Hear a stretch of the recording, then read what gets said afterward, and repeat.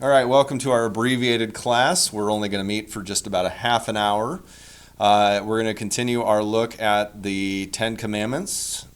Looked at the sixth commandment last time. Again, looking at God's ideal for sexuality. Today, we're going to take a look at God's ideal for our possessions, specifically with the seventh commandment. Before we jump in, does anyone have any questions, comments, concerns for the huge crowd that's out there today? Okay, so the seventh commandment is, you shall not steal. What does this mean? We should fear and love God so that we do not take our neighbor's money or possessions or get them in any dishonest way, but help him to improve and protect his possessions and income. So this seems pretty obvious, right, from the get-go. If it doesn't belong to you, you don't take it. Yet there are 1,000 different ways that people can figure out how to justify getting away from this. So kind of the rule of thumb is, if you're supposed to be paying for it and you're not, then you're probably stealing. Again, people will justify any number of ways that they can get around this. I never realized this to be the case until my wife, when we were at seminary, she was working at a Starbucks, and her fellow coworkers would routinely steal stuff from the store. And their rationale was twofold. And Kristen would kind of not confront them, but she'd be like, you can't take that, right? And they would say, well, it's for a friend. So if they weren't stealing it for themselves, it was okay. So kind of like a Robin Hood thing. And second of all, they would say, well, it's not really hurting anybody. It's not going to hurt corporate Starbucks if they don't get money from this one coffee cup or whatever. I find that is still the case. That's the way that people argue.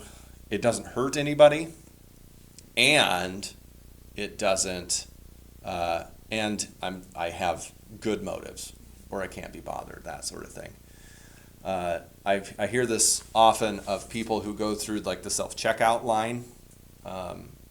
They don't do it intentionally, but they'll get out their car and they realize that haven't paid for certain things, and they just walked out without it. And they don't go back in and pay for it. They just leave because it's not worth their time. The thing is, right, still stealing, that kind of thing.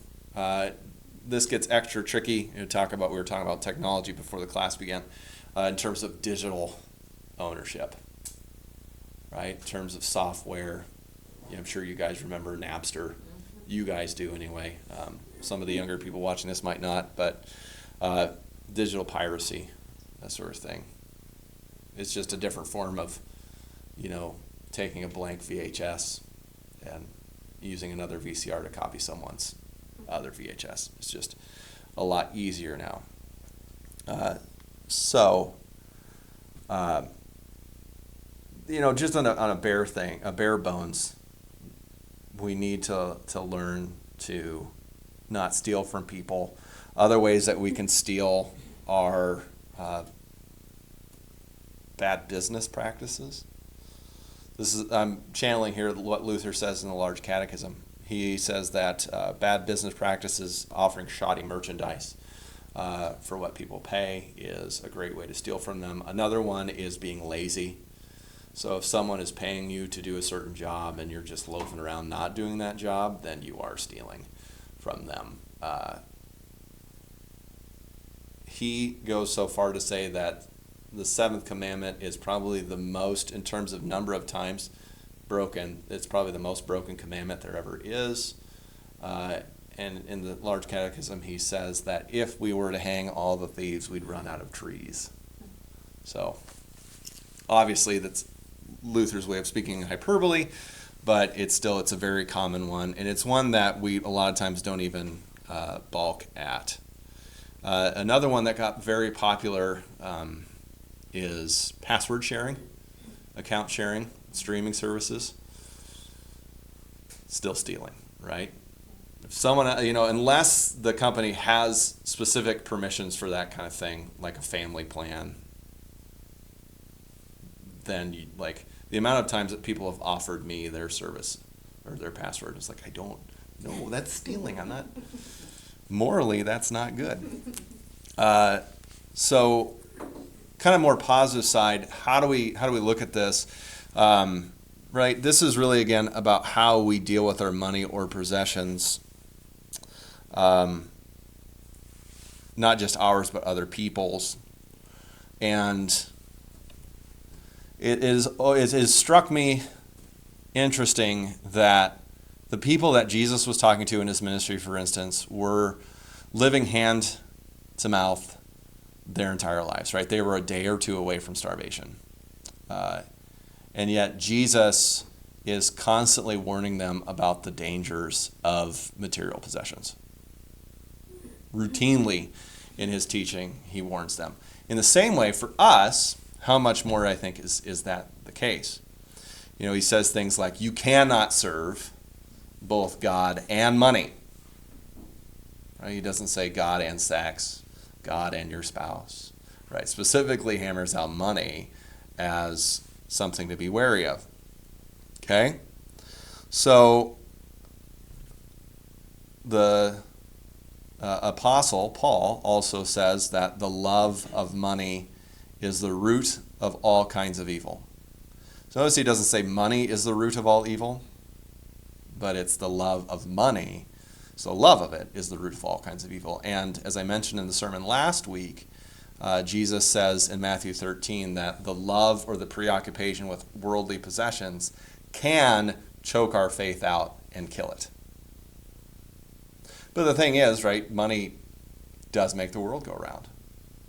Right? Wealth is one of those things that you can't avoid entirely. So wealth, to kind of boil it down, the scriptural teaching, the New Testament teaching on wealth is this. Wealth is not evil, but wealth is like, we'll go, my awesome drawing. Wealth is like fire. And it kind of works like this, right? Fire does a lot of wonderful things. What are some positive things that fire does?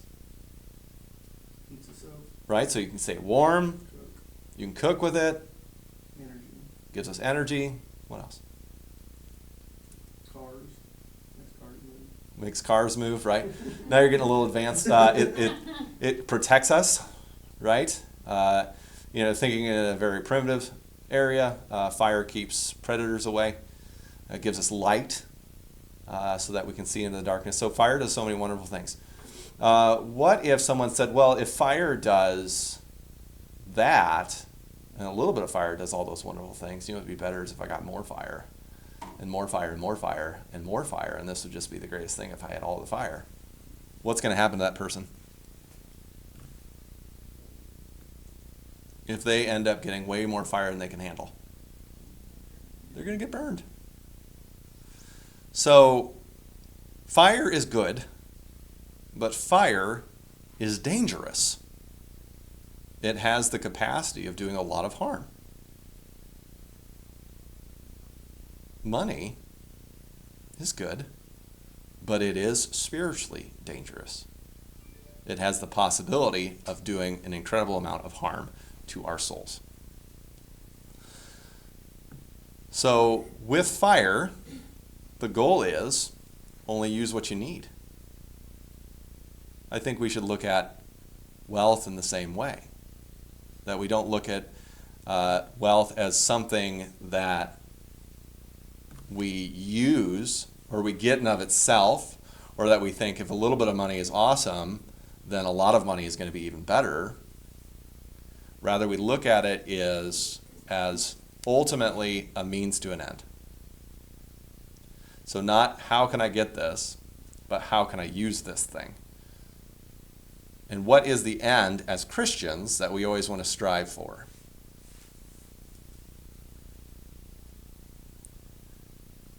Jesus talks about this, kind of what our goal and purpose in life is.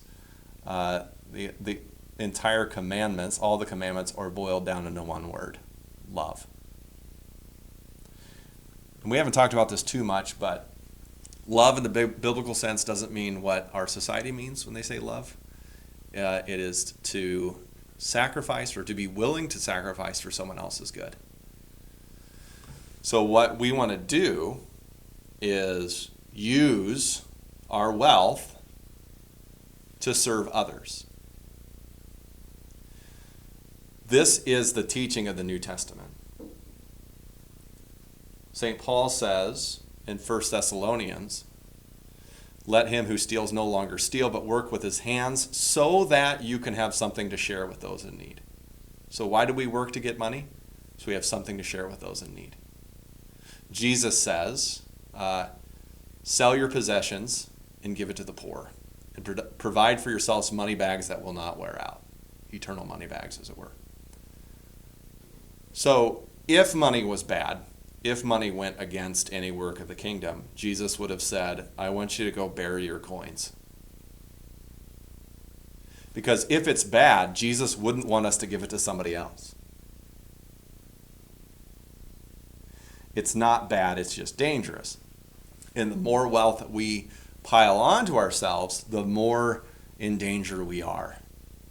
And why is that? Is because we end up focusing less on God and more on our stuff, more on our wealth. And now just to set it in perspective again, he's saying this to first century Palestinian Jews, who again did not have an overabundance of stuff. We have an overabundance of stuff. Right? Just by virtue of being born in the United States of America, we are in the wealthiest 1% by far. The poorest of us are. In terms of material possessions, we have more than anyone could ever imagine or even ever hope to imagine in the history of the world. And I've always found this interesting as well, that the only industry that has never suffered a recession ever. You guys want to guess what it is? Liquor. Nope. Storage units. So, if you're looking for something safe that's going to about guarantee a return, storage units. I'm not saying that that's good, because that just, we're piling up stuff we don't have room for in our house, and we're not even considering anymore. Have you ever talked to someone who owned a boat or a camper and is anxious and stressed out that they don't use it enough? Right? I have all these books that I don't read. I'm like, man, I really need to get to those. And I'm like, well, that's just a made-up problem right there. Right? First world problems is what that is. So what's the idea? Stop buying things. There is just a simple nature of life in America, that as your income increases, so does your standard of living. Those two just go hand in hand. But wouldn't it be cool if our standard of living stayed about the same, but we increased in our giving? And that we saw it as, oh, God has given me more money through my work, and therefore I can now use this money for his purposes of serving other people. And that's where the other side is, right? But we help our neighbor to improve and protect his possessions and income. So part of this looks like just straight up charity. We help those in need. We use our possessions, we use our wealth to help them. So how do we do this? I am the secretary and treasurer of the Ministerial Alliance of Lockwood. And because our president just left and our vice president resigned, I am the Lockwood Ministerial Alliance. So I've got all the power. So I'm often put in a position where I have to decide whether people get aid for things like utilities, gas money, food, that sort of thing. I used to really stress out about it because I would always want to decide, does this person really need it?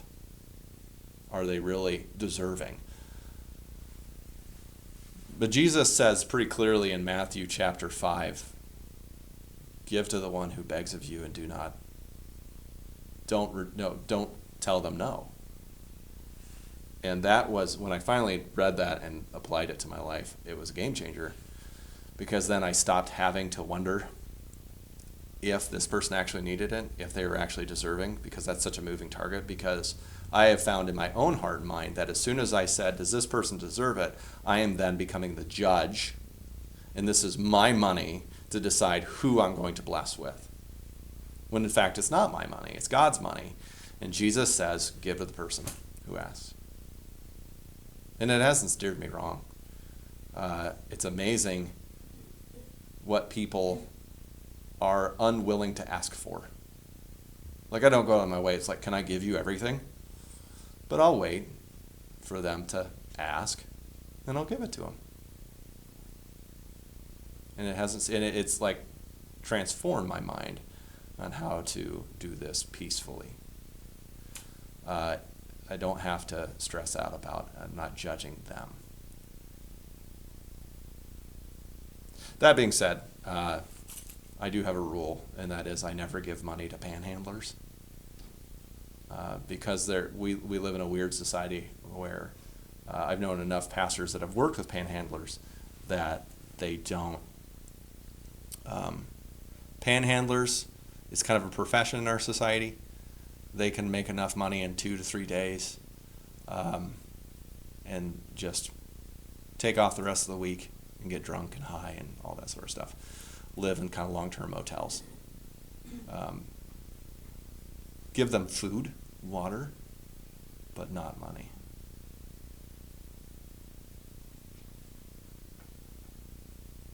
There's been a lot more of that in Joplin in the last year or two, I've noticed. It's ever since I've been here, it's always been a pretty strong thing in Springfield. But, keeping individual bags of peanuts, that kind of thing in your car is not a bad idea to be able to help people. And then, again, with someone else's possessions, I was always taught treat it like it's your own, which I've learned is not necessarily a good thing, because a lot of people treat their possessions like crap, and I don't want them to treat my possessions like they treat theirs. But maybe treat it better than you treat your own. If you borrow their truck, fill it up with gas, that kind of thing. So how do you look at someone else's possessions and treat it with respect as well? Okay, any questions about that?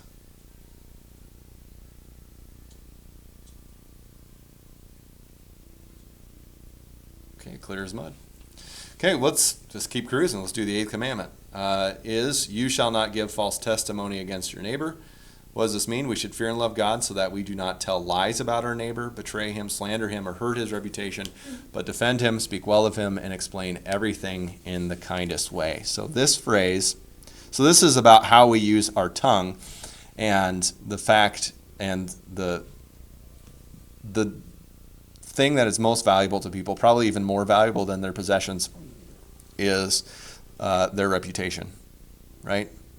So this is all about defending our neighbor's name.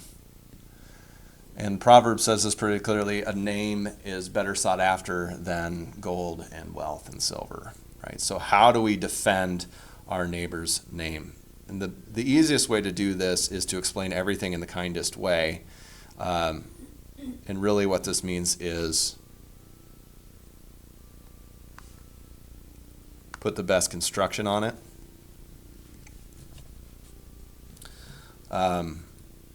So when you put the best construction on it, you are assuming, this is the assumption, that they aren't doing this because they're evil intended. Right? So we just have to assume that everyone is basically good-willed. Whether that's a safe assumption, I don't know. But regardless, your life will be better, and your neighbor's life will be better if you assume that everyone's good-willed. So when we can assume that, or when we do assume that, will be able to come up with some sort of explanation for why it is that they're doing the things that they do, right? So kind of like a hypothetical situation. Your friend comes up to you, your wife comes up to you and said, well, I saw this person from church at Muncie's, and they acted like they didn't even know me. Like they think they're so good, right? I just can't believe that a Christian would treat me that way, like they were better than I was, right? How could you put a best construction on that other person's behavior? Maybe they're having a bad day. Maybe they were having a bad Maybe day. they got something going on we don't know about. Mm-hmm. And I think as we're becoming more and more aware of things like mental illness and that sort of thing, those invisible struggles, I think that's kind of helpful, right? Any other? And here's the thing, it doesn't have to be. I think the way that you said it doesn't have to be the truth. But like you said it, maybe. Just come up with some sort of plausible explanation for why that might be. Right? Invariably, when I have older people in this class, they'll say, well, maybe they forgot their glasses at home. And like this is the commandment that I live and die on, because I am a public person. I speak for a living, and when you speak for a living, you speak a lot. When you speak a lot, you say stupid stuff. Oftentimes I try to be winsome, and it just comes off as being a jerk. There's a very fine line between being winsome and being a jerk.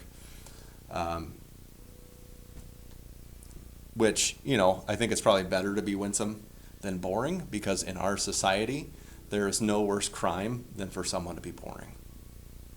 Offend me, just don't bore me. So I desperately need people to put the best construction on what I do, what I say. And this is really important, at least for me in my own history, because I had a pastor growing up that he was a fantastic pastor, knew his Bible back and forth, but he didn't know people from Adam. He'd see you in the grocery store and just no clue who you were. Never seen you before, that kind of thing. And it really offended lots of people. And a lot of people left the church because of that and went to the Lutheran church down the road, because there's multiple Lutheran churches in my hometown, because they just didn't feel that he cared about them. That's not necessarily true. It just meant that he was really bad with names and faces, just obnoxiously bad. He didn't know who I was. So he was my pastor from 3rd grade until high school, right? So what is that, about 10 years? He didn't know my name until I decided I want to be a pastor. For 10 years, right? So sometimes people will say, well, Pastor, you're really good at remembering names. It's because I work at it. There's a saying out there among pastors that you become the pastor that you are because you want to be like a pastor you knew growing up, or you want to be the opposite of a pastor you knew growing up. So for me with names, it's that opposite one. So I want to always be able to try and say people's name. Plus, another Dale Carnegie fan in the room, everyone's favorite sound is their own name in someone else's voice. Yeah. Yep. Isn't that right, Jordan? That is right. So we seek to put the best construction on it. Obviously, this says about gossip. A good rule of thumb is if you're not willing to take it to law, don't say it. Okay? If you're not willing to actually go before a judge and say this is the truth, the whole truth, nothing but the truth, you don't say it. Keep it to yourself otherwise. This is when it talks about love covers a multitude of sins, that we were just willing to kind of bury things. And we also speak well of our neighbor, right? So if someone's talking bad about someone, we defend him. Like say, well, that may not be the case, right? Like you were doing in that hypothetical situation a bit ago. Or we speak well of him. And I think this is where spouses can do the best. You can brag on your spouse in an easy way. Not to your spouse, but about your spouse to other people is the kind of the best way to defend them, because then no one can accuse you of trying to get brownie points or anything like that, right? So again, we try to behave in such a way that we're able to do that. And this does take some wisdom and how to say things in a kind way.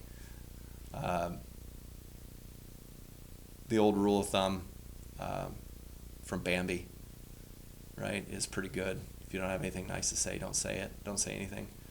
Now, don't say that, right? If someone says, well, what are your feelings about Jordan Backs? And say, well, if you don't have anything nice to say, don't say anything at all, right? Don't say that, because then they're like, well, what's their problem? But it's best to say, well, nothing. Change the subject. How about the weather out there, right? Something like that.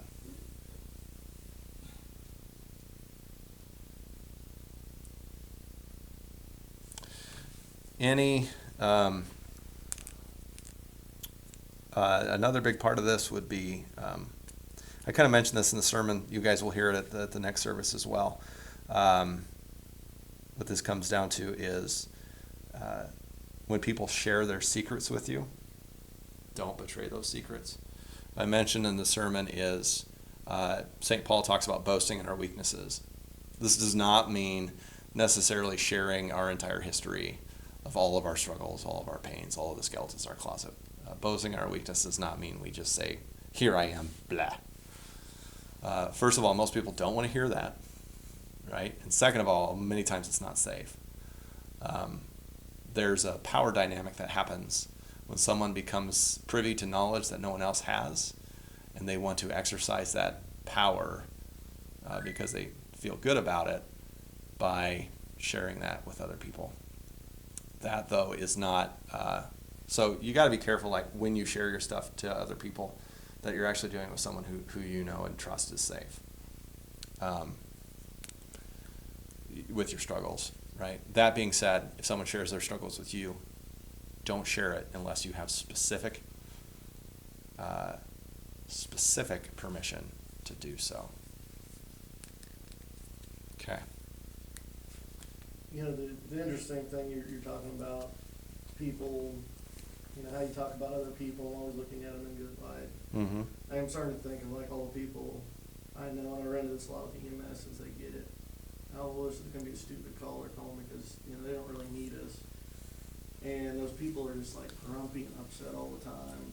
And then you have the people that look at it the other way and it's like, well, it sounds like it would be stupid. We'll wait till we get there. It may be something serious. Mm-hmm. And those people are always happy and joyful and like just what it's doing to them by thinking that way, and thinking, the worst in everybody all the time, how unhappy they look. Yeah, I was just thinking about this morning for whatever reason as I was going down to the treadmill. There is this whole concept of neuroplasticity, and we can, so the brain is like a lawn, and if you walk the same path, you're going to wear down the grass. If you have the same thoughts, you'll wear down a path, and you will be drawn to that same path because there's a path there. So the more you think negatively, the more negative of a person you will become. If you think positively, you will become more positive, right? This is kind of how I try and do it with people that bug me in church, right? Because there are those people. You're looking right at me. Yeah, right. There's no one else to look at besides you two.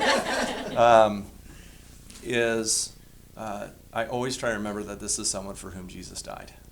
So even if I can't see anything redeemable in that person, I try and look at it from God's perspective. And the more I think that intentionally, the more I try and think positively. Like, oh, here's an opportunity to serve my neighbor, to serve the least of these, right? Here's an opportunity to put my faith in practice. The more I can think that way, the easier it is to think that way, right? But it takes intentionality in the way we think. And it does impact us, yeah. And that's why I kind of said, when you can make this assumption, even if it's not true, it makes your own life way better. Way better. For just that reason. Okay.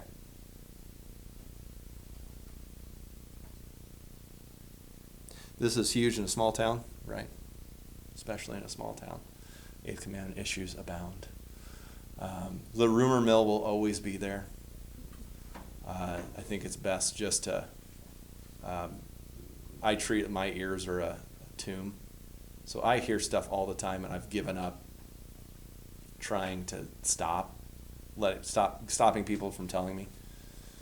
But I will fire them back. I'll say, well, if that's true, why don't we do this, right? And if you ask people to put their money where their mouth is, a lot of times they'll stop, right? Or if you won't say, oh, that's so cool, tell me more. They won't tell you as often. But people always know what everyone else is doing, and they know exactly why they're doing it. And this is often in conflict. When you're in conflict with another human being, you always want to think the worst of them. So their actions, their intentions are the worst. So especially when you're in conflict, that's when this becomes really important. So say anyone ever, not this would ever happen to any married couple, but you get in a tiff, you're going to assume that your spouse is doing it because they hate you, right? Why can't he pick up his stuff, right? If he actually cared about me, he'd pick up his stuff, that kind of thing. But remember, it's just good intention. With that, this was a fantastic little thing, and this will be where we'll end. I learned this at a wedding I did.